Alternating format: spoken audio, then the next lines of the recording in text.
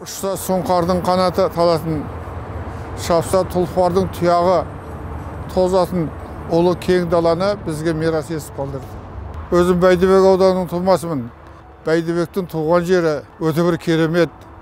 Bir жағы шөлейт, бір жағы керемет көгарыш тау, Қаратау бар жағында. Мына жағында Қаратауға ұласып жатқан Алатау. Ал сол Арыстанды өзенінің бойындағы жүзімдік ауылдан шыққан көптеген қайраткерлер бар. Ең бастысы ауданын аталып отқан Бәйдібек бабамыздың өзі осы сол ауданның түлегі десек ешқандай қателеспейміз. Думалағаны, Сыландыны, тағы басқалардың барлығы да осы Бәйдібек ауданының түлектері, Бәйдібек ауданының ауасы жатқан адамдар. Еркінбек Тұрысов, халқаларға Алаш сыйлығының лауреаты, жазушы, романист, Қасымбек Нұрбеков, журналист.